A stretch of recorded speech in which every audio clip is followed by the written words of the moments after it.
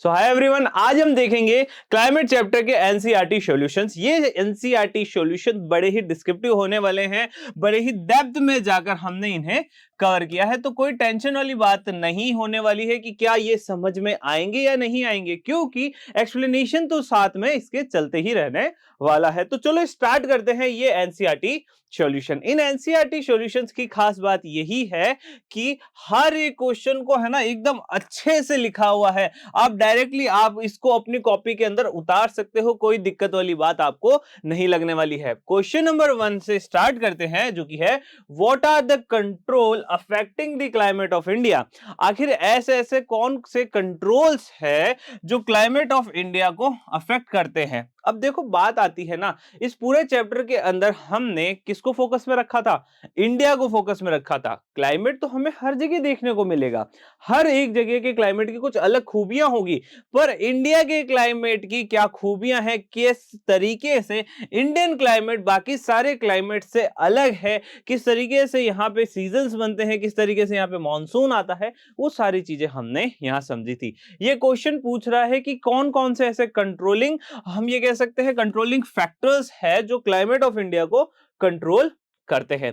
तो जैसा कि मैंने एक फैक्टर्स ऑफ क्लाइमेट के अंदर हमने देखा था कि कौन कौन से फैक्टर्स किसी क्लाइमेट को कंट्रोल कर सकते हैं, भले ही इंडिया का क्लाइमेट हो, भले ही कहीं और का भी क्लाइमेट क्यों ना हो, उसको कंट्रोल करने वाले ये कुछ 6 फैक्टर्स होते हैं, जिसमें से सबसे पहला होता है लैटिट्यूड, दूसरा होता है एल्टीट्यूड, तीसरा होता है प्रेशर एंड विंड सिस्टम, चौथा होता है डिस्टेंस फ्रॉम द सी, पांचवा है ओशियन करंट्स और छठा है रिलीफ फीचर्स। अब देखो मैं एक बात बता देता हूं कि कुछ बच्चों को होगा कि यहाँ पे इसका एक्सप्लेनेशन भी हो जाता तो मजा आ जाता। तो देखो बच्चों, जरूरी नहीं है कि हर एक एक्सप्लेनेशन हर एक क्वेश्चन के अंदर इतना ब्रीफ में हमें जाना हो, क्योंकि सिंपली एक छोटा सा क्वेश्चन है, ज्यादा इसे टाइम देने की जरूरत नहीं है। अगर फिर भी किसी बच्चे को इन सभी के बारे में समझना हो, जानना हो और अच्छे से पढ़ना हो, तो आप ये देख लेना कि लगभग लगभग इन सभी के है ना फुल डिस्क्रिप्टिव वीडियो हमने बना दिए हैं। तो कहीं जाने की जरूरत नहीं है, जो टॉपिक के ऊपर डाउट हो वो टॉपिक जाके सर्च कर लेना है, मिल जाएगा।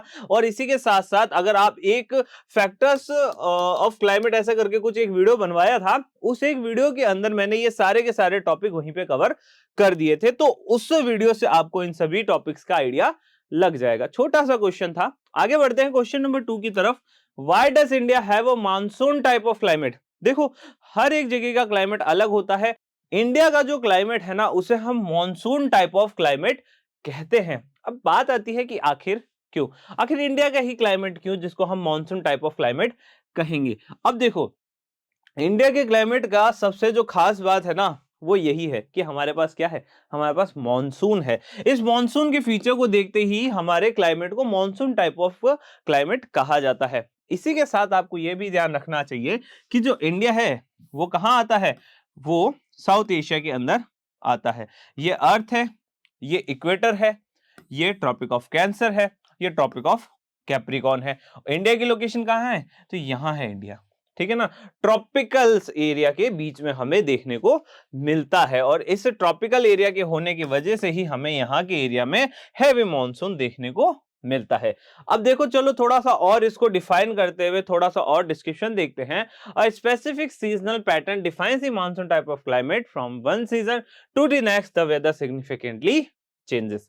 होता क्या है ना, इंडिया के अंदर आपको 3 मेन सीजन्स देखने को मिलते हैं। एक होता है विंटर, एक होता है समर और एक होता है मॉनसून। हर एक का अपना टाइम पीरियड है और हर एक अपने टाइम पीरियड के खत्म होने के बाद चला जाता है, वो वापस रिपीट होने वाला नहीं है। लेट्स से अगर हम बात करते हैं विंटर्स की, तो अगर विंटर शुरू हो चुके हैं एक बार, तो उसके बाद मॉनसून आने की प्रोबेबिलिटी बहुत कम रहती है। अगर मॉनसून चालू हो चुके हैं तो उसके बाद हम देखेंगे कि किसी भी तरीके से समर्स के आने की प्रोबेबिलिटी कम हो जाती है। तो ऐसे में हम ये देख सकते हैं कि हर एक किसी का अपना एक स्पेसिफिक पैटर्न है और उस पैटर्न को वो फॉलो करते हैं एक सीजन से दूसरे सीजन तक। अगर इस साल मैं देखता हूं, मैं बोलता हूं कि इस साल जितनी ज्यादा ठंड पड़ सकनी थी वो पड़ चुकी है, जितना विंटर आना था विंटर आ चुका है। अब स्टार्ट हो चुका है समर। अगर समर से स्टार्ट हो चुके हैं तो अब अगला जो विंटर आएगा वो कब आएगा, वो आएगा अक्टूबर के बाद में। ठीक है, आगे देखते हैं। This modification are most apparent in the country's interior. अब देखो बात कुछ इस तरीके से है ना मैं बात करता हूँ इंडिया की, ठीक है। अब देखो ऐसा मत कह देना कि सर मैप कुछ जो है ज्यादा अच्छा नहीं बनाया, क्योंकि हम मैप बनाने वाले नहीं हैं। तो देखो हम ये बात कर रहे हैं यहाँ पे कि कुछ इंटीरियर जो पार्ट्स है ना कंट्री के अंदर, वहां पे ये ज्यादातर हमें देखने को मिलते हैं। होता क्या है ना, इंडिया का जो कोस्टल एरिया है, अगर मैं इस एरिया को ऐसे काट दूंगा ना, तो इसके नीचे का जितना भी एरिया देखने को मिल रहा है, इस एरिया को हम कोस्टल एरिया कह सकते हैं। ये साउथ पेनिनसुला है हमारे इंडिया का, और ये देखा जाता है कि यहाँ पे क्लाइमेट जो है ज्यादा चेंज नहीं होता है। इंटीरियर पार्ट ऑफ कंट्री में क्या है, ये वाला जितना भी नॉर्थ का पार्ट है ना, नॉर्थ और ईस्ट, ये जितना भी पार्ट है ना, यहाँ पे ही ये सारे मॉडिफिकेशंस हमें देखने को मिलते हैं। इसके अलावा ज्यादा मॉडिफिकेशन जो है हमें इंडिया में देखने को नहीं मिलते। अगर मैं बात करूं ठंड की, तो सबसे ज्यादा ठंड कहाँ है, सबसे ज्यादा ठंड यहाँ है। अगर मैं किसी से पूछूं कि सबसे ज्यादा हम देखते हैं समर्स जो है हमें अच्छे कहाँ देखने को मिलेंगे, तो वो हमारे वेस्ट ऑफ राजस्थान में देखने को मिलेंगे। अच्छा मानसून हमें कहाँ देखने को मिलेगा, तो अच्छा मानसून, वैसे देखा जाए मानसून तो मिल ही जाता है हर जगह पे, बट बेसिकली अगर मैं बात करूं, अच्छा मानसून जो भी होगा वो यहाँ ईस्ट की साइड में देखने को मिलेगा। और एक ऐसा विलेज भी है जहां पे इंडिया का सबसे ज्यादा मानसून होता है, और वो मानसून हमें यहाँ ईस्ट में देखने को मिलता है। जिस भी बच्चे को पता हो वो कमेंट सेक्शन में बता सकता है बाकी बच्चों को भी कि आखिर वो कौन सा एरिया है, या कौन सा वो पॉन्ड है, या मतलब आप ये बता सकते हो कि बेसिक वो एरिया कौन सा है। Although there is fluctuation in the patterns of rainfall, the coastal regions do not see considerable variation in temperature. Coastal areas के होने के वजह से जो हमारा साउथ इंडिया है, वहां पे टेम्परेचर के अंदर ज्यादा डिफरेंस हमें देखने को नहीं मिलता है। अब ये ऐसा क्यों होता है, उसका कारण सिर्फ छोटा सा है। देखो एक है, अब ये जैसे ये हमारा कोस्टल एरिया है, ये यहाँ पे लैंड है पूरा, ठीक है, ये पूरा लैंड है, और ये पूरा का पूरा ओशन है। होता क्या है ना कि जैसे ही ओशन गर्म होने लगता है, तो हमारा लैंड ठंडा पड़ जाता है, और अगर लैंड गर्म होने लग जाता है, तो हमारा ओशन ठंडा हो जाता है। हमने ये जो इफेक्ट है वो मॉनसून के अंदर देखा था कि जब गर्मी पड़ती है तो वाटर इवेपोराइज होने लग जाता है, और यहाँ पे क्या बनता है, यहाँ पे जो है हमें हाई प्रेशर जोन देखने को मिल जाता है ओशन के अंदर। और होता क्या है, यहाँ पे हमें लो प्रेशर जोन देखने को मिलेगा, तो होता क्या है, हवाएं यू से यू चलती रहती है।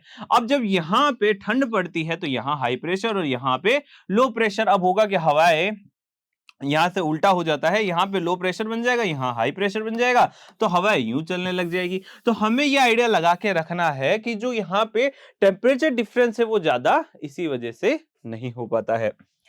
और अगर किसी को और ज्यादा अच्छे से समझना हो तो विंड और वो प्रेशर सिस्टम करके एक वीडियो बना रखा है, देख लेना।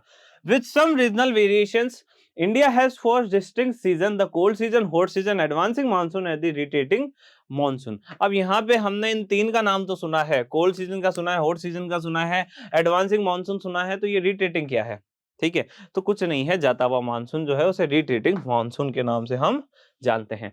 अगले क्वेश्चन की तरफ बढ़ते हैं, और अगला क्वेश्चन क्या है, अगला क्वेश्चन है which winds account for rainfall along the Malabar coast. अब बात आ रही है कि मालाबार कोस्ट के ऊपर रेनफॉल जो होता है, या फिर हमें जो वहां पे रेनफॉल देखने को मिलता है, वो किन विंड्स के वजह से होता है। Along the Malabar coast rainfall is caused by surface winds. जो सरफेस से जो विंड्स हमारी जा रही है, मतलब सरफेस से जो मॉइस्चर लेके मालाबार के साइड से होती हुई निकल रही है, उन्हीं विंड्स के कारण यहाँ पे हमें रेनफॉल देखने को मिलता है। अगला question, what are the jet stream and how do they affect the climate of India. अब पूछा गया कि जेट स्ट्रीम आखिर क्या है, और जेट स्ट्रीम की वजह से इंडियन क्लाइमेट कैसे अफेक्ट होता है। तो देखो कुछ कहानी ऐसी है ना कि पहले हम जेट स्ट्रीम को जान लेते हैं। जेट स्ट्रीम क्या है, जेट्स जैसे कि हम जानते हैं, आप ये कह सकते हो तेज चलने वाली हवाएं हैं। जेट स्ट्रीम्स क्या है, जेट स्ट्रीम सिर्फ एक तेज चलने वाली हवाएं हैं। उसके वजह से हमारा मॉनसून कैसे अफेक्ट होता है वो हम जानते हैं। तो देखो क्या है, a slender band of the westerly winds at a high altitude over 12,000 metre is known as a jet stream. अब एक है ना बेल्ट, एक बैंड जो है ना वो बन रखा है, ठीक है, ये जो बैंड है ना, इस बैंड के अंदर 12,000 मीटर्स ऊपर, मतलब अगर हम ये सरफेस की बात करते हैं, सरफेस से 12,000 मीटर्स ऊपर की बात हो रही है, यहां पे हमें जेट स्ट्रीम देखने को मिलती है। ठीक है, ये जो तेज हवाएं है वो हमें 12,000 मीटर्स के ऊपर देखने को मिलती है। होता क्या है ना कि जैसे कि हम देखते हैं, ये क्या है, अर्थ है।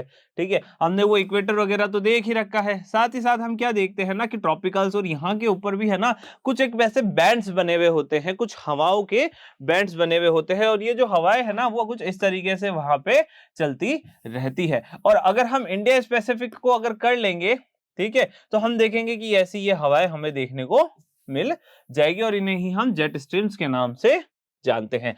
देयर स्पीड रेंजेस रफली from 110 kilometre per hour in the summer to the about 184 kilometre per hour in the winter. देखो, हम देखते हैं कि गर्मियों में थोड़ी कम इसकी स्पीड होती है, सर्दी आती है इसकी स्पीड बढ़ जाती है। There are several distinct jet stream that have been located. The mid latitude and subtropical jet stream are the most reliable. अब देखो होता क्या है ना कि कई सारी अलग अलग टाइप की जेट स्ट्रीम्स हमें देखने को मिल जाती है। अब देखो जेट स्ट्रीम की क्या है, अगर किसी विंड की स्पीड इतनी चल रही है तो वो जेट स्ट्रीम है। अब बात आती है, क्या एक जो विंड होगी, मतलब एक एरिया में एक ही टाइप की विंड थोड़ी चलती होगी, कई सारी डिस्टिंक्ट विंड्स वहां पे हमें देखने को मिलती है। तो हम ये कह सकते हैं कि उन सभी में से कुछ ऐसी कुछ स्पेसिफिक भी तो होगी जो हमारे लिए बनी होगी। तो मिड एल्टीट्यूड सब ट्रॉपिकल जो जेट स्ट्रीम्स होती है वो हमारे लिए बनी हुई है। मतलब बेसिकली हम और किसी की बात करें ना करें, पर इन विंड्स की बात तो हम करेंगे ही करेंगे, क्योंकि यही हमारे इंडियन मॉनसून को, ट्रॉपिकल सब ट्रॉपिकल वहां वर्ड आया था ना, वो बस इसलिए ही था क्योंकि अब ये सब ट्रॉपिकल ही हमारे मॉनसून को अफेक्ट करने वाला है। This jet stream with the exception of the summer always blow south of the Himalaya over India. अब ये कहां पे हमें देखने को मिलती है, ठीक है, अब सब चीजें तो देख ली, पर इंडिया में कहां देखने को मिल रही है, तो ये हमें हिमालयस के साइड में देखने को मिलती है। Blow south of the Himalayas over India, ठीक है, साउथ ऑफ हिमालयस, ठीक है, वहां हमें देखने को मिलती है। This westerly flow is what brings is the western cyclonic disturbance that are felt in the country's north and north west. होता क्या है ना कि जो जेट स्ट्रीम है ना वो तो हर एक जगह पे चल रही है, पूरे अर्थ पे ही चल रही है। ऐसा नहीं है कि इंडिया के लिए अलग से जेट स्ट्रीम का कोई कॉन्सेप्ट हम लेकर आए हैं, हमें ये हर एक जगह पे देखने को मिल ही जाती है। अब बात ये है ना कुछ कि आखिर एक बात बताओ कि अगर वेस्टर्ली फ्लो हो रहा है, इसकी वजह से वेस्टर्न साइक्लोनिक डिस्टर्बेंस कैसे हो जाता है। होता क्या है ना कि ये जो जेट स्ट्रीम्स होती है वो मेडिटेरेनियन से क्या लेके आती है, मॉइस्चर लेके आती है।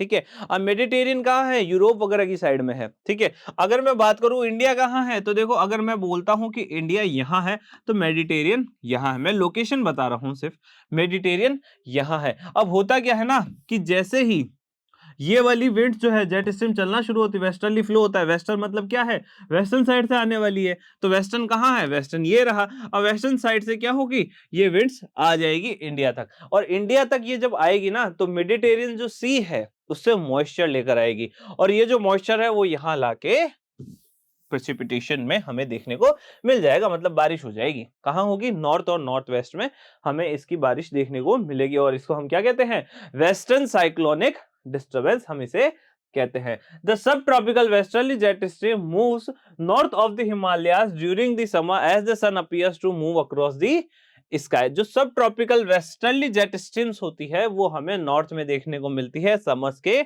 टाइम में। During the summer an easterly jet stream known as the tropical easterly jet stream sweeps through the peninsula India at the latitude of roughly 14 degree north।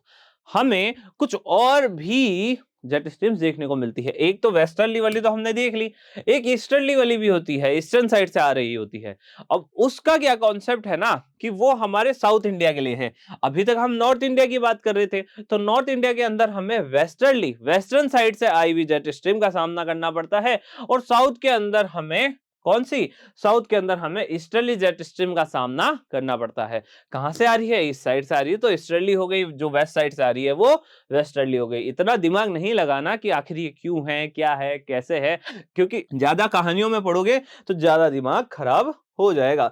Simple से कुछ जो कॉन्सेप्ट है वो समझ लो, क्योंकि इतना ज्यादा डीप जाके डिस्कशन करने का कोई वर्थ नहीं निकलने वाला है, क्योंकि इतना डीप डिस्कशन जो है वो सिर्फ आपकी अंडरस्टैंडिंग को बढ़ाएगा, आपके मार्क्स को नहीं बढ़ाएगा। और हमारा फोकस कहाँ होना चाहिए?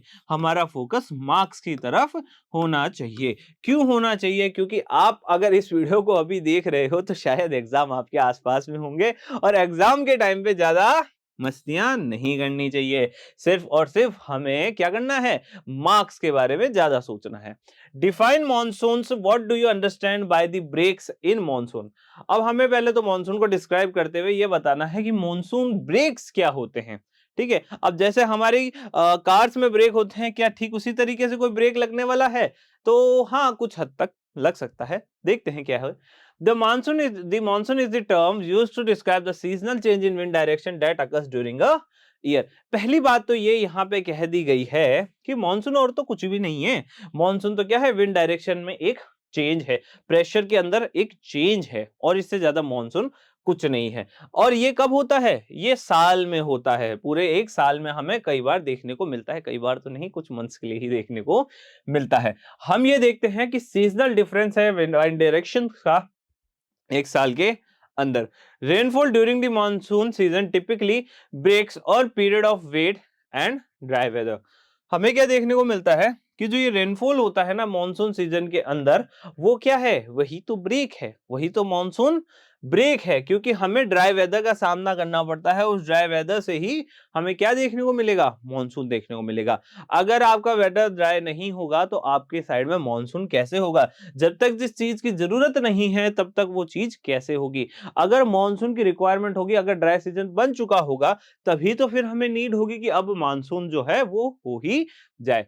Only a few days at a time do the monsoon rains occur before they are followed by dry spells. अब देखो होता क्या है ना, अ, एक फुल फ्लैज जो मानसून है ना, उसके जस्ट आने से पहले प्री मानसून आता है। ठीक है, प्री मानसून के अंदर सिर्फ क्या होता है? वेदर कंडीशंस कुछ ऐसी हो जाती है, हमें लगता है कि आज बारिश आ जाएगी, आज बारिश आ जाएगी, पर बारिश आती नहीं है। और अगर बारिश आती भी है तो उसमें इतना एक है ना मॉइस्चर नहीं होता है, और मॉइस्चर नहीं होने की वजह से वो ज्यादा टाइम टिक भी नहीं पाती है। बस ये चीजें हमें देखनी पड़ती है। ओके, आगे बढ़ते हैं। Why is the monsoon consider a unifying bond. अब हम मॉनसून को एक यूनिफाइंग बॉन्ड कैसे कह सकते हैं और क्यों कहेंगे? There are significant moderating factors on India's climate, yet there are also significant temperature swings. अब देखो, जो एक यूनिफाइंग, एक हम ये क्यों देख रहे हैं कि मॉनसून हर साल आता है? ठीक है, ऐसा तो नहीं है कि इस साल अगर मॉनसून आया, अगले साल मॉनसून नहीं आया, उसके अगले साल फिर मॉनसून आया, फिर उसके अगले साल मॉनसून नहीं आया। तो ऐसी चीजें हम ये है ना कॉमन नहीं कह सकते हैं। क्यों नहीं कह सकते? क्योंकि हम ये जानते हैं कि कुछ ना कुछ जो मॉडरेटिंग फैक्टर्स है ना, वो हमेशा हमें देखने को मिलते हैं इंडिया के क्लाइमेट को लेके। कैसे? अब एक बात बताओ, प्रेशर सिस्टम अगर बन रखा है तो प्रेशर सिस्टम तो बना हुआ ही रहेगा, वो चेंज थोड़ी होने वाला है। जेट स्ट्रीम्स अगर बह रही है तो ऐसा थोड़ी है कि जेट स्ट्रीम अपना रास्ता छोड़ देगी, ऐसा थोड़ी है कि प्रेशर बनना बंद हो जाएगा, लो प्रेशर हाई सिस्टम के कॉन्सेप्ट बंद हो जाएंगे। ये चीजें कभी भी हट थोड़ी सकती है। अगर ये चीजें रहती हैं, और जो कि इतने बिलियंस ऑफ ईयर से रही रही है, तो इससे में हम ये कह सकते हैं कि यही चीजें एग्जिस्ट करने वाली है, एक यूनिफाइंग बॉन्ड को समझते हुए। मतलब ये यूनिफाई रहेगी, हर साल हमें देखने को मिलने वाली है। आगे देखते हैं। Yet the monsoon unifying effect on the Indian subcontinent is highly noticeable. अब देखो होता क्या है ना, जो मॉनसून है उसकी वैल्यू इंडिया के लिए बहुत ज्यादा है। इंडिया के लिए मॉनसून की वैल्यू बहुत ज्यादा क्यों है? इसका एक छोटा सा कारण यही है कि हमारा जितना भी एग्रीकल्चर है, वो सारा का सारा एग्रीकल्चर जो डिपेंड करता है वो किस पे करता है? मॉनसून पे डिपेंड करता है। मतलब मॉनसून होगा तभी हमारे इंडिया के अंदर हमें अच्छी क्रॉप्स देखने को मिलेगी, अच्छा हमें फील्ड देखने को मिलेंगे। तो ऐसे में हम ये कह सकते हैं कि क्रॉप्स के बेटर के लिए हमें हर साल मॉनसून के ऊपर डिपेंड होना पड़ता ही पड़ता है। तो चलो, ये तो समझ में हमें आ गया। आगे बढ़ते हैं।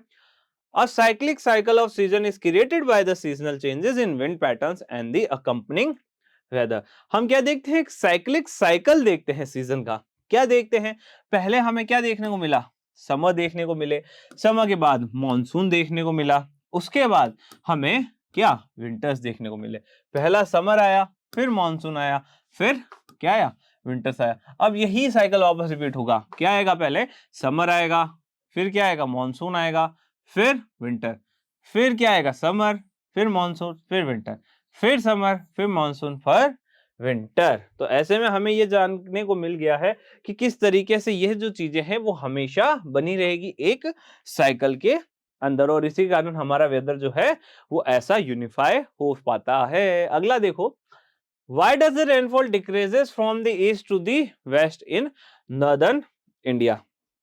यहाँ पे एक बहुत अच्छा क्वेश्चन पूछा गया कि जो रेनफॉल है, ठीक है, वो डिक्रीज क्यों होता जाता है जब हम ईस्ट से वेस्ट और नॉर्दर्न इंडिया की तरफ आगे बढ़ते हैं। देखो इस क्वेश्चन के है ना कई सारे आंसर मिल सकते हैं। क्यों मिल सकते हैं, तो देखो एक छोटा सा मैं आपको इंडिया का मैप बता देता हूं, थोड़ा सा इसको हम समझ लेते हैं, उसके बाद जाके आगे इसमें बढ़ते हैं, ठीक है ना। एक छोटा सा इंडिया का मैंने मैप बना दिया। अब ये मत कहना कि सर ये तो मैप जैसा नहीं दिख रहा है, पर मैप ही है, मान लो एक बार के लिए, ठीक है। अब देखो अभी बात की जाती है कि जो इंडिया का ईस्ट है, अब इंडिया का ईस्ट किस साइड है, इंडिया का ईस्ट इस साइड है, ओके। और बात करी जाती है इंडिया का वेस्ट, तो ईस्ट और west, Modi ji is the best. समझ में आया, ईस्ट और वेस्ट, तो हमें ये समझ में आ गया है। अब होता क्या है ना कि यहाँ पे बारिश ज्यादा होती है, ठीक है, असम मेघालय साइड में, और जैसे जैसे हम असम मेघालय से राजस्थान की साइड में जाते हैं तो हम देखते हैं कि इस जैसलमेर पॉइंट के ऊपर तो हमें बारिश देखने को ही नहीं मिलती। यहाँ पे तो लोगों को सालों बीत जाते हैं बारिश का नाम सुने हुए, क्योंकि ऐसी कोई अच्छी रेनफॉल जो है वो हमें यहाँ देखने को कभी नहीं मिलता है। और अगर मैं इसके दूसरे पॉइंट की बात करूं ईस्ट की, ईस्ट में तो रेनफॉल ही रेनफॉल देखने को मिल रहा है। इसका कारण आखिर क्या है, ठीक है ना।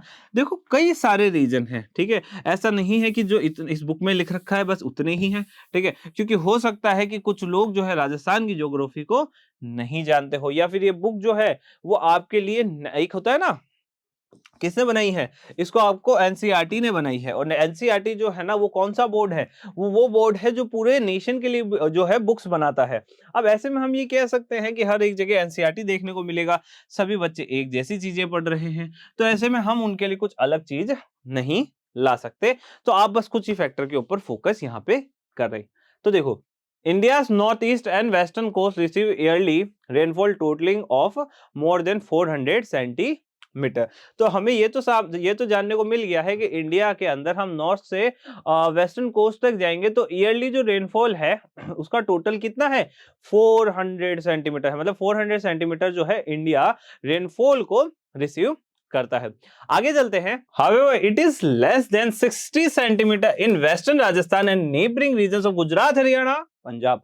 अब बात क्या आ जाती है ना कि पूरे इंडिया के अंदर तो 400 सेंटीमीटर देखने को मिलता है, पर अगर राजस्थान जो कि एक ड्राई स्टेट है, एरिड रीजन जहां पे हमें देखने को मिलता है, वहां पे 60 सेंटीमीटर ही हमें रेनफॉल देखने को मिलता है।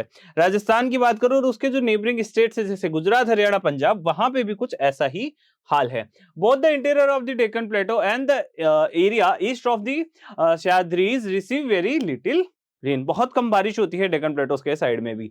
इन Jammu Kashmir and the third location with less precipitation is located near Leh. The rest of the nation has average precipitation. पूरे एरियाज के अंदर की हमने जो रेन देखनी थी वो देख ली है, बस एक ये जम्मू कश्मीर वाला और देख लो। जम्मू कश्मीर के अंदर भी एक जो ले का एरिया है वहां पे हमें बहुत कम बारिश देखने को मिलती है। आगे बढ़ते हैं। Only in the Himalayan regions does it snow. The annual rainfall varies greatly from year to year due to the monsoon characteristics. हमें देखने को मिलता है हिमालय रीजन के अंदर है ना, स्नो भी हमें देखने को मिलती है, और साथ ही जो हमारा वहां पे मॉनसून है वो हर एक साल में हमें चेंज होता हुआ दिखता है, क्योंकि वहां पे कुछ ना कुछ ऐसे वेरिएशंस जो है वो आते रहते हैं। क्यों आते रहते हैं, क्योंकि हम जानते हैं कि मॉनसून को इफेक्ट करने वाले या क्लाइमेट को इफेक्ट करने वाले कई सारे फैक्टर्स होते हैं। 6 फैक्टर्स की बात हमने स्टार्टिंग में कर ली थी, उन्हीं फैक्टर्स की बात यहां हो रही है। In areas with minimal rainfall such as section of Rajasthan, Gujarat and the leeward side of the western Ghats variability is significant. बहुत ज्यादा वेरिएबिलिटी देखने को मिलती है, कभी कैसी बारिश होती है, कभी कैसी बारिश होती है। As a result whereas places with excessive rainfall are susceptible to the flooding, areas with low rainfall are vulnerable to drought। अब होता क्या है कि किसी किसी जगह पे तो बारिश इतनी ज्यादा हो जाती है कि वहां पे फ्लड आ जाते हैं, पर कुछ ऐसी भी जगह है जहां पे बारिश इतनी कम होती है कि वहां पे ड्रोट की भी पॉसिबिलिटीज बहुत ज्यादा बढ़ जाती है। आगे बढ़ते हैं। अगला क्वेश्चन है, give reasons as to why the bulk of rainfall in India is concentrated over a few months. हमें देखने को मिलता है कि इंडिया क्या जो मोस्टली रेनफॉल है वो कुछ मंथ्स तक ही सीमित रहता है, कंसंट्रेट रहता है, उससे ज्यादा हमें रेनफॉल देखने को नहीं मिलता। ऐसा थोड़ी है कि आपको है ना जनवरी के अंदर भी देखने को मिल रहा है, साथ ही साथ आपको फरवरी के अंदर भी देखने को मिल रहा है, इसके अलावा आपको लेट सपोज आप ये कह सकते हो दिसंबर में देखने को मिल रहा है। ये सारी चीजें जो रेनफॉल की है ना कुछ ना कुछ एक मंथ के अंदर ही कंसंट्रेट हो रखी है। अब आखिर ऐसा क्यों है वो यहाँ पे पूछा गया है। आगे बढ़ते हैं। अब जानते हैं, a complete change in the weather occurs when the south west monsoon enters India. India का जो भी मानसून वगैरह चल रहा है वो बेसिकली साउथ वेस्ट मानसून की वजह से चल रहा है। मोस्टली जो सबसे अच्छा हमें रेनफॉल देखने को मिलता है वो साउथ वेस्ट मानसून की वजह से ही देखने को मिलता है। The windward side of the western घाट receives exceptional significant rainfall early in the season more than 250 centimetres. हमें क्या देखने को मिलता है कि जो वेस्टर्न घाट से जितना भी मानसून आ रहा है उस मानसून की वजह से पूरे इंडिया में हमें 250 सेंटीमीटर से भी ज्यादा रेनफॉल देखने को मिलता है। आगे बढ़ते हैं। Despite being in a rain shadow region the Deccan plateau and some areas of Madhya Pradesh also get some rain. ठीक है, अब देखो हमें देखने को मिलता है कुछ रेन शेडो रीजन्स भी इंडिया में देखने को मिलते हैं, जैसे कि डेक्कन प्लेटो हो गया, मध्य प्रदेश हो गया, पर उसके बावजूद भी थोड़ा बहुत रेन तो वहां पे हमें देखने को मिल ही जाता है। The north eastern region of the nation receive the most rainfall during this season. The southern Khasi hills मौसम regions has the highest global average rainfall. Khasi hills वगैरह ये कहाँ है, ये सारे हमें जो मेघालय वाला जो रीजन है ना वहां पे देखने को मिलता है। From east to west the Ganga valley receive less rain, there is a little rainfall in Rajasthan and parts of Gujarat. बहुत ही कम रेनफॉल हमें इन एरियाज के अंदर देखने को मिलती है। सेकंड क्या है, the Tamil Nadu coast receive winter fall rainfall. होता क्या है ना, एक पता है, एक अपन ने रिट्रीटिंग मानसून भी पढ़ा था, बस वो रिट्रीटिंग मानसून ही आप यहाँ तमिलनाडु में देखोगे। ये एक ऐसे तरीके का मानसून होता है जिसमें हमें विंटर्स के अंदर रेनफॉल देखने को मिलता है। मतलब पूरे मानसून के अंदर तो हर एक जगह पे देखने को मिल जाएगा मानसून, पर विंटर्स में जहां मानसून देखने को मिल रहा है उसकी बात यहाँ पे करते हैं। कहां पे होता है, तमिलनाडु के कोस्ट एरियाज में होता है। The arrival of cyclonic disturbance from the west and the north west is a defining aspect of the cold weather season over the northern plane.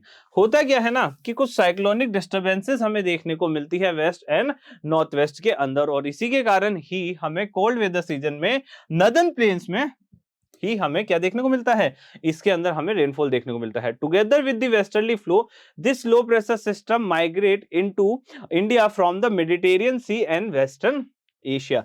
अपन ने एक वेस्टर्न साइक्लोनिक डिस्टर्बेंसेस के बारे में पढ़ा था, जिसमें मैंने बताया था मेडिटेरियन से हमें क्या देखने को मिलता है, उससे हमें मॉनसून देखने को मिलता है, क्योंकि मेडिटेरियन सी से हमें एक मॉइस्चर वाली विंड्स मिलती है, और वही विंड्स जो है उसे हम वेस्टर्ली विंड्स बोलते हैं, और उन्हीं वेस्टर्ली विंड्स के कारण हमें वेस्टर्न साइक्लोनिक डिस्टर्बेंसेस देखने को मिलते हैं, और जिसकी वजह से मॉनसून जो है वो हमें इंडिया के अंदर विंटर्स में देखने को मिलता है। ठीक है, तो इसका कारण क्या है, इसका कारण है वेस्टर्न साइक्लोनिक डिस्टर्बेंस। ओके, आगे बढ़ते हैं। They bring on the necessary winter rains that cover the place and the snowfall that covers the monsoon. देखो जहां पे मॉनसून होने वाला होता है, बारिश होने वाली होती है, वहां बारिश हो जाती है, जहां पे स्नो होने वाली होती है वहां स्नोफॉल स्टार्ट हो जाता है। उसी के कारण despite which significant overall the winter rains और mawat are the crucial for the production of rabi crops. Rabi crops के लिए ये जो हमें विंटर मॉनसून दिख रहा है वो बहुत ही ज्यादा इंपॉर्टेंट होता है। बेसिकली इसको हम मावट के नाम से भी जानते हैं, विंटर मॉनसून को मावट के नाम से भी कहा जाता है लोकल, एक कहते हैं ना लोकल लैंग्वेजेस में। There is no clearly defined cold season in the peninsular region due to the moderating effect of the water. There is virtually any discriminable season variation in the temperature pattern during the winters. हमें ये देखने को मिलता है कि कोई defined cold season जो है वो हमें पेनिनसुलर रीजन में देखने को नहीं मिलेगा। क्यों नहीं देखने को मिलेगा पेनिनसुलर रीजन के अंदर डिफाइन, क्योंकि हम जानते हैं कि कई सारे वेदर फैक्टर्स होते हैं जो किसी भी मॉनसून को, किसी भी क्लाइमेट को अफेक्ट करते हैं। इसी कारण से हमें कोई क्लियर डिफाइंड फीचर देखने को नहीं मिलता है। Due to the moderating effect of water, कई सारे मॉडरेटिंग इफेक्ट हमें इस वाटर के देखने को मिलते हैं, टेम्परेचर्स के देखने को मिलते हैं, ओशन करंट्स के देखने को मिलते हैं, और इसी कारण से हम जानते हैं कि मॉनसून जो है वो हमेशा वरी करता है। आगे बढ़ते हैं। The delta region of the eastern coast is frequently struck by the cyclones. Delta region, अब देखो ये यहाँ पे बात की जा रही है सुंदरबन डेल्टा का, जो एरिया हमें ईस्टर्न साइड में देखने को मिलता है ना, उसकी। आपको पता होगा कि वर्ल्ड का सबसे बड़ा डेल्टा जो है वो कौन सा है, वो है सुंदरबन डेल्टा। और अच्छी बात यह है कि ये जो सुंदरबन डेल्टा है वो हमें हमारे इंडिया में ही देखने को मिल जाता है, इंडिया और बांग्लादेश रीजन में। Okay, early in November the low pressure condition over north west India are shifted to the bay of Bengal. अब होता क्या है ना कि अगर ये इंडिया है हमारा, ओके, अगर ये हमारा इंडिया है तो इंडिया के यहां वाले एरिया में लो प्रेशर एरिया बन जाता है नवंबर के अंदर। अब अगर वहां पे लो प्रेशर बन गया तो आपको पता है कि यहां पे हाई प्रेशर होगा, या तो हाई प्रेशर यहां होगा या कहीं और से हाई प्रेशर यहां आ रहा होगा, जिसे हम वेस्टर्न साइक्लोनिक डिस्टर्बेंस कहते हैं। यहां से उठ के मानसून यहां आ जाता है। अब हम देखते हैं कि बे ऑफ बंगाल में लो प्रेशर एरिया बनता है, और लो प्रेशर एरिया के वजह से ही वहां पे मानसून खिंचावा आ जाता है, और वहां पे मानसून हमें देखने को मिलता है। और वहां पे कई सारे जो साइक्लोन्स भी है वो भी हमें देखने को मिलते हैं, क्योंकि यहाँ पे लो प्रेशर है, और जहां पे लो प्रेशर होगा वहां पे जो विंड्स है वो चाहेगी ना कि उस एरिया को मैं जल्दी से जल्दी फ्री कर दूं, और उससे फिल होने के बाद ही उसे शांति मिलेगी। तो हाई प्रेशर से लो प्रेशर की साइड में विंड्स चलना स्टार्ट हो जाती है। The occurrence of cyclonic depressions which originate over the Andaman sea is linked to this change. अब देखो क्या होता है कि यहाँ पे लो प्रेशर और मैंने बोला यहाँ पे हाई प्रेशर है, और यहाँ पे आपको पता हो तो इंडिया के आइलैंड्स भी हमें देखने को मिलते हैं जिन्हें हम अंडमान के नाम से जानते हैं। तो सबसे पहला जो एग्जिस्टेंस होता है, या सबसे पहले जो इन साइक्लोन्स की एक हम ये कह सकते हैं शुरुआत जो है ना, वो अंडमान के आसपास में देखी जाती है। This cyclones typically traverse India eastern coast dumping copious amount of rain. अब होता क्या है कि ऐसे में लो प्रेशर के वजह से यहाँ हाई प्रेशर, सॉरी, जो यहाँ पे लो प्रेशर बन रहा है यहाँ हाई प्रेशर है, तो विंड यूं चलेगी, और विंड्स जो है इतनी तेज चलेगी कि वो साइक्लोन्स में कन्वर्ट हो जाएगी, और इन साइक्लोन्स के पास में बहुत सारा क्या होगा, मॉइस्चर होगा, और मॉइस्चर की वजह से ये बहुत सारा रेन भी करवा देगा। This tropical cyclones frequently cause a lot of damage. जब भी साइक्लोन्स आते हैं बहुत ज्यादा डैमेज हमें देखने को मिलता है। Cyclones frequently hit the densely populated deltas of Godavari Krishna Kaveri, wreaking havoc on both people and property. हमें हमेशा गोदावरी कृष्णा कावेरी के आसपास में हमें कई बार ये साइक्लोन्स देखने को मिलते हैं, एज वेल एज हमारे जो पीपल है, हमारी जो प्रॉपर्टी है, उसका बहुत ज्यादा नुकसान इसकी वजह से होता है। The coast of Bangladesh, West Bengal and Odisha are occasionally hit by the cyclones. तो ये देख लो, ये एरिया के नाम सुन लो। अभी भी देखना, इस साल भी आपको यहाँ के इस एरिया में, मैं ये बताता हूँ, ओडिशा में, वेस्ट बंगाल और बांग्लादेश में हर साल आपको लगभग ये न्यूज देखने को मिलेगी। और ओडिशा के अंदर तो अभी लास्ट 2022 के अंदर भी एक अच्छा खासा साइक्लोन आया था। नहीं पता है तो गूगल कर लो, सब कुछ मिल जाएगा, ऐसा कुछ भी नहीं है। फोर्थ पार्ट है, parts of Rajasthan, Gujarat and the leeward side of the western Ghats are drought prone. अब होता क्या है ना कि राजस्थान के एरिया की मैं बात करूं, गुजरात के एरिया की बात करूं, वेस्टर्न एरियाज, वेस्टर्न घाट के एरिया की बात करूं, वहां के जो एरियाज है वो हमेशा ड्रॉट के लिए तैयार रहते हैं। ड्रॉट क्या होता है? ड्रॉट एक ऐसा टाइम होता है जब पानी की कमी हो जाती है, और अगर पानी की कमी हो जाएगी तो उसकी वजह से क्या होगा, उसके वजह से सूखा पड़ जाएगा। सूखा पड़ेगा, क्रॉप्स आपकी नहीं हो पाएगी, और क्रॉप्स नहीं हो पाएगी, फूड नहीं हो पाएगा, तो लोगों को खिलाएंगे क्या? तो बस वही बात है। The annual rainfall varies greatly from year to year due to the monsoon characteristics. जानते हैं, in areas with minimal rainfall such as section of Rajasthan, Gujarat, leeward area, Western Ghat, variability is significant. इन एरियाज में बहुत ज्यादा वेरिएबिलिटी देखने को मिलती है। As a result, where places with excessive rainfall are sustainable to the flooding, areas with low rainfall are vulnerable to drought. होता क्या है ना कि कुछ ऐसे एरियाज है मॉनसून के कैरेक्टरिस्टिक्स की वजह से जहां पे बारिश ज्यादा हो जाती है, पर कुछ ऐसे भी एरियाज है जहां पे मॉनसून के कैरेक्टरिस्टिक्स की वजह से मॉनसून बहुत ज्यादा कम होता है, और बहुत ज्यादा ड्रॉट प्रोन ये चीजें हो जाती है। आगे बढ़ते हैं नेक्स्ट क्वेश्चन की तरफ।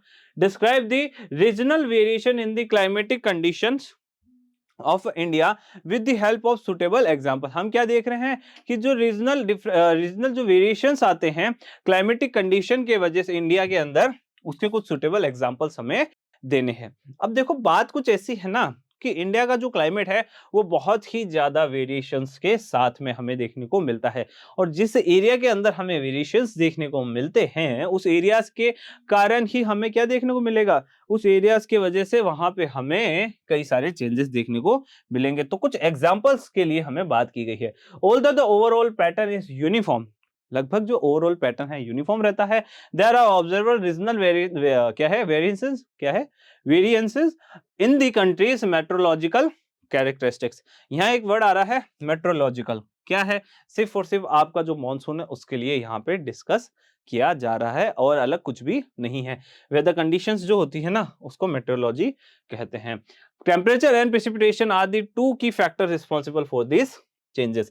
टेम्परेचर और प्रेसिपिटेशन की वजह से ही हमें एक चेंजेस जो है ना वो देखने को मिलते हैं। होता क्या है कि बेसिकली जितना भी हम ये चेंज वगैरह देख रहे हैं ना वो सिर्फ और सिर्फ टेम्परेचर और प्रेसिपिटेशन इन दोनों के वजह से ही मोस्टली हमें देखने को मिलता है।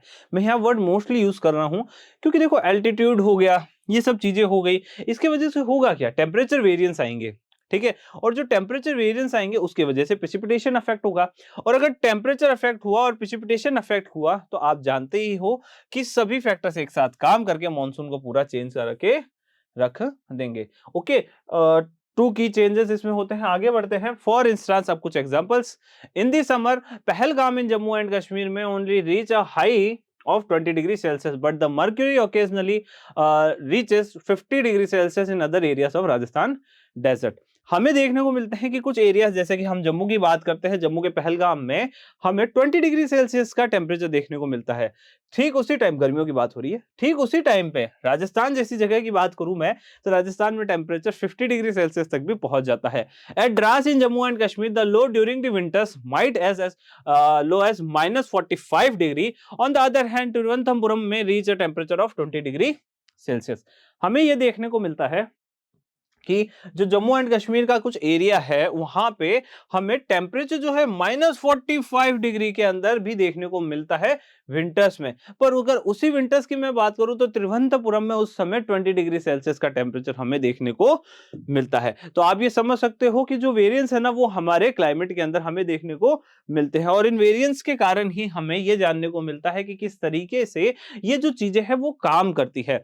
क्योंकि जितने ज्यादा वेरिएशंस को पकड़ोगे, जितने ज्यादा वेरिएशंस को समझोगे, उतना ही ज्यादा आप ये आइडिया लगा लोगे कि आखिर चीजें काम कैसे कर रही है।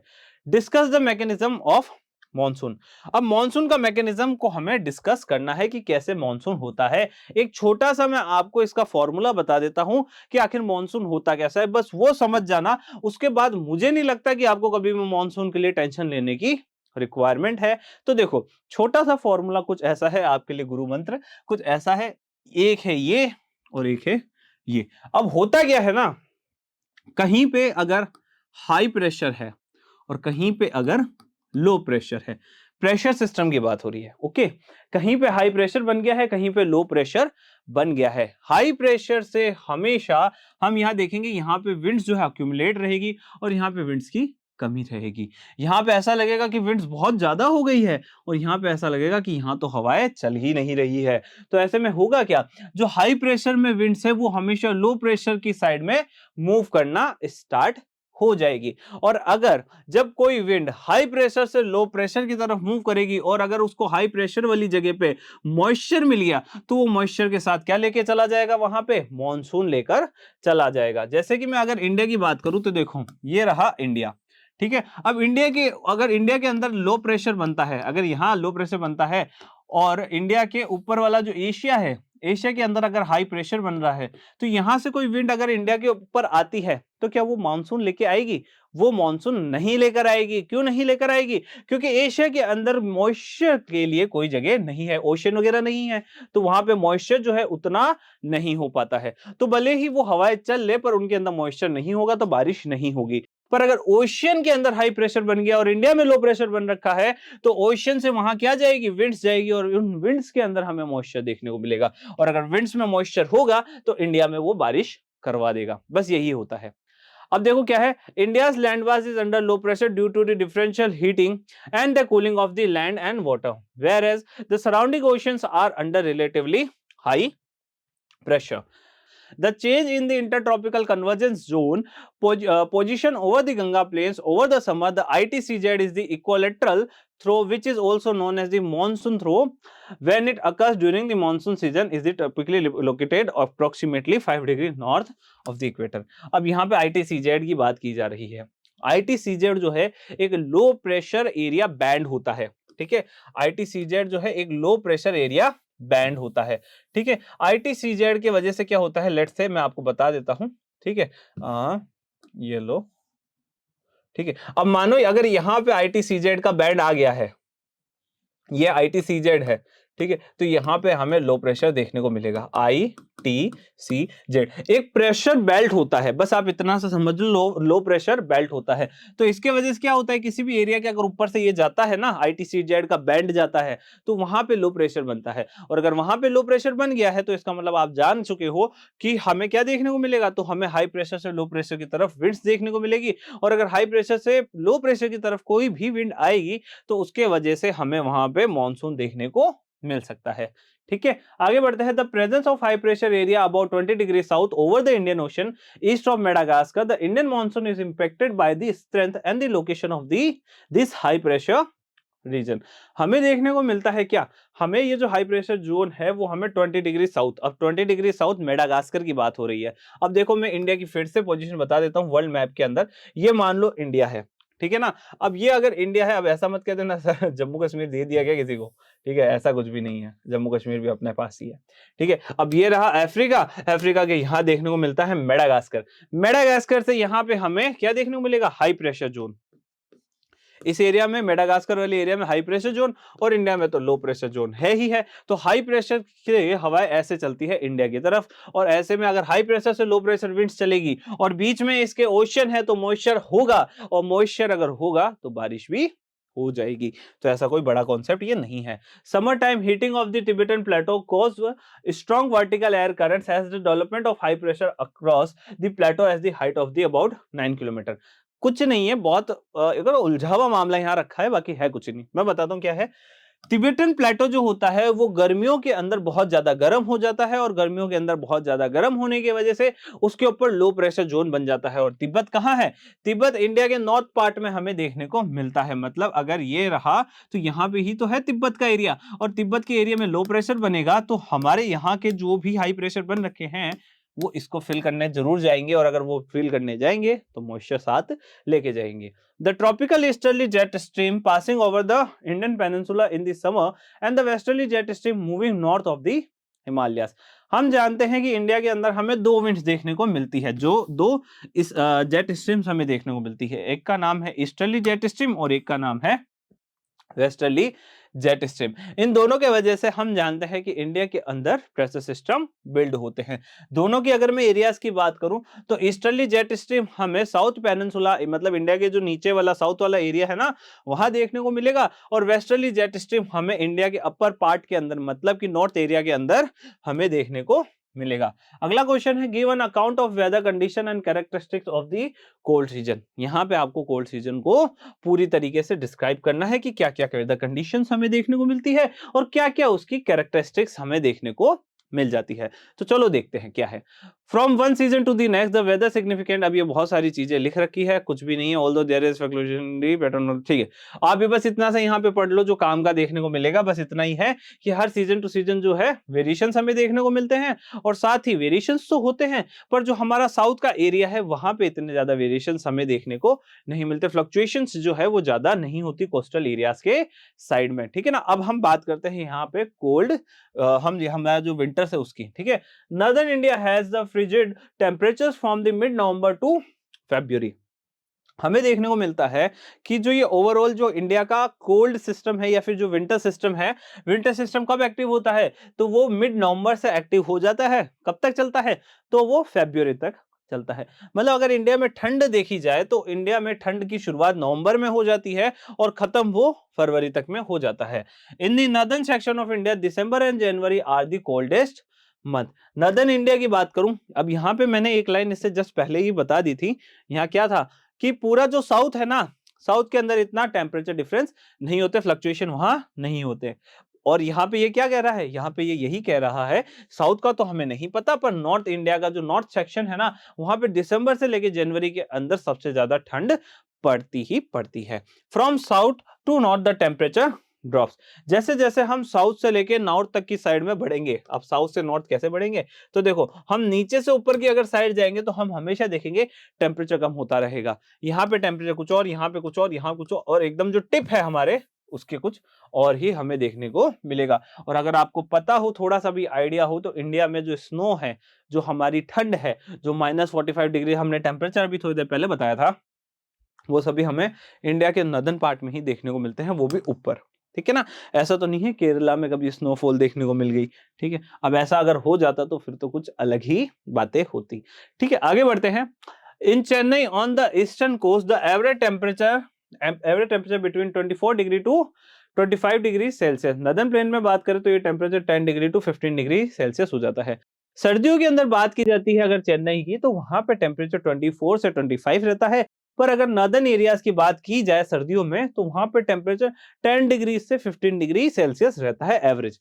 द डेज जो दिन होते हैं बहुत गर्म होते, मतलब आप ये कहते हैं यूजुअली गर्म होते हैं, वार्म होते हैं, पर नाइट्स बहुत ज्यादा ठंडी होती है।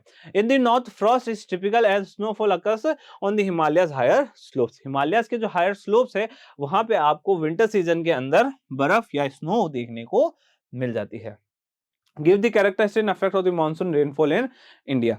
अब जो हमने मानसून रेनफॉल का इतना सारा डिस्कशन किया है, अब यहाँ बोला गया है कि उसके कुछ कैरेक्टरिस्टिक्स और इफेक्ट्स भी अब बता ही दो, क्योंकि इतनी सारी चीजें एक साथ डिस्कस करने के बाद अब लग ही जाता है ना कि एक साथ भी अगर कोई चीज मिल ही जाए तो बेटर रहेगा। तो चलो देखते हैं। The monsoon in contrast to the trade winds is pulsing in nature and is influenced by the many atmospheric condition it encounters as it travels over the warm tropical ocean. जो monsoon हमें देखने को मिलता है वो बहुत ही ज्यादा contrast होता है, मतलब बहुत ही ज्यादा अलग होता है ट्रेड विंड्स से। अब ट्रेड विंड्स का कॉन्सेप्ट मैं यहाँ नहीं समझाने वाला, बहुत ही ब्रॉड हो जाएगा ये टॉपिक फिर। ठीक है, तो अभी के लिए बस इतना समझ लो कि ट्रेड विंड्स होती है, उन ट्रेड विंड से जो मॉनसून है वो थोड़ा अलग होता है, कुछ अलग इसमें एटमॉस्फेरिक कंडीशंस हमें देखने को मिलती है। अब होता कब है, मॉनसून चालू कब होता है, तो मॉनसून का टाइम जो है जून से शुरू होता है और मिड सितंबर तक चलता ही जाता है। लगभग 100 से लेके 120 डेज तक ये बना रहता है। एक साल में 365 दिन होते हैं और उन 365 दिन में से 100 से लेके 120 डेज जो है वो किसके होते हैं, वो मॉनसून के होते हैं। आगे बढ़ते हैं।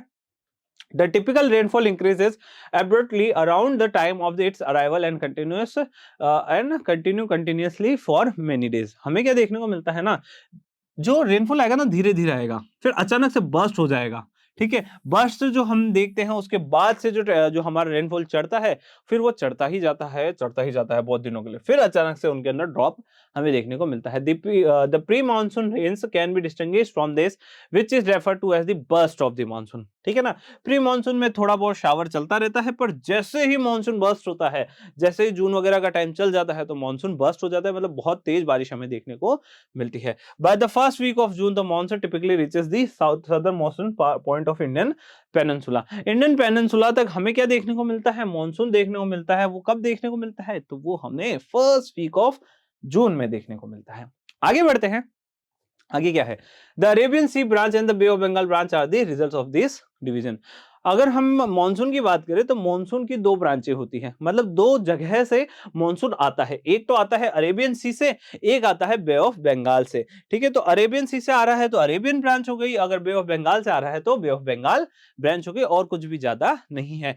क्योंकि अगर इंडिया का पार्ट ऐसा है तो यहाँ अरेबियन है, यहाँ बे ऑफ बंगाल है, यहाँ से भी मानसून आएगा, यहाँ से भी मानसून आएगा, दोनों साइड से आएगा ना, बस वही है। आगे देखते हैं। और around June 10 the Arabian sea branch क्या है, arrives in Mumbai some 10 days later the development has happened pretty quickly। ठीक है ना, कब तक आ जाती है, 10 तारीख तक अरेबियन वाला जो है वो कहां पहुंच जाता है, वो पहुंच जाता है हमारे मुंबई तक। ठीक है, आगे बढ़ते हैं। Over the western portion of Ganga plains the Arabian sea and the bay of branches the monsoon coverage converge. अब होता क्या है ना, जो गंगा प्लेन है, अब गंगा प्लेन कहाँ है, तो गंगा प्लेन हमें यहां देखने को मिलता है। ठीक है, थोड़ा मैंने ज्यादा बड़ा बना दिया। गंगा प्लेन्स जो है वो हमें यहाँ ये नर्दर्न पार्ट जो है वो देखने को मिलता है। और इस नर्दर्न पार्ट के अंदर होता क्या है कि यहाँ से जो अरेबियन जो आ रहा है वो अरेबियन मानसून, और यहाँ से जो हमारा बे ऑफ बंगाल मानसून आ रहा है वो आके आपस में कन्वर्ज हो जाता है, आपस में आके कन्वर्ज हो जाता है, ओके, एक दूसरे से। Towards the end of June, Delhi often receives monsoon rains from the Bay of Bengal branch. Tentative date is 29th जनवरी, क्या है 29 जून है, ठीक है। हमें ये देखने को मिलता है दिल्ली में जो बारिश होती है वो 29 जून तक में हो जाती है। Western Uttar Pradesh, Punjab, Haryana and eastern Rajasthan experience the monsoon by the first week of July. First week of July तक हमें वहां मानसून देखने को मिल जाता है। The monsoon reaches Himachal Pradesh and the rest of the nation by mid July. The monsoon withdrawal और retreat is a more gradual process. हमें देखने को मिलता है जो हिमाचल प्रदेश है वहां तक में मिड जुलाई तक हमें मानसून देखने को मिल जाता है, और उसके बाद फिर हम देखते हैं कुछ समय बाद हमें विड्रॉल भी देखने को मिलता है, और मानसून का विड्रॉल ही मानसून का रिट्रीटिंग है। मतलब रिट्रीटिंग मानसून जो है उसको हम विड्रॉलिंग मानसून भी कह सकते हैं। Early in September the north west Indian state experience the monsoon departure. It's fully leaves the northern side of the peninsula by the middle of October. सितंबर से मानसून जो है बाय बाय कहना start हो जाता है, पर जैसे ही अक्टूबर चालू होता है अक्टूबर में वो पूरा बाय बाय कह चुका होता है, ठीक है। आगे बढ़ते हैं हम। The retreated from the peninsula southern half happens very quickly. The early December the monsoon has left the rest of the country.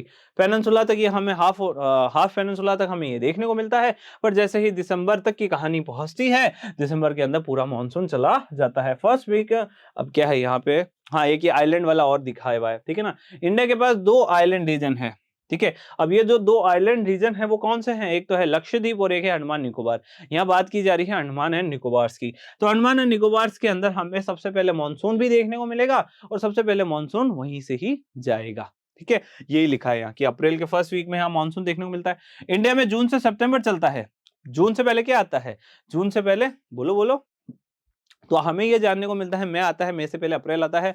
तो फर्स्ट वीक ऑफ अप्रैल तक में तो आइलैंड्स जो है हमारे वहां तक मानसून पहुंच ही जाता है, और फर्स्ट वीक ऑफ मई तक हम ये देखते हैं कि वो प्रोसेस और ज्यादा तेज भी हमें होती हुई देखने को मिलती है। Beginning in the first week of December and continuing through the first week of January the withdrawal happens gradually to the north to south. देख चुके हैं winter monsoon had already begun to affect the rest of the nation by this point. और ऐसे में हम ये कह सकते हैं कि यही सारी चीजें हैं जो हमारे मॉनसून को अफेक्ट करती है। और इसी के साथ, इसी लास्ट क्वेश्चन के साथ अब हम इस पूरे के पूरे एनसीईआरटी सॉल्यूशन को यहीं खत्म करते हैं। अगर वीडियो अच्छा लगता है तो लाइक करो, वीडियो बहुत अच्छा लगता है तो कमेंट करो, और अगर ऐसे इंटरेस्टिंग वीडियो चाहिए तो स्कोर शाला के यूट्यूब चैनल को सब्सक्राइब करना ना भूलें। Thank you.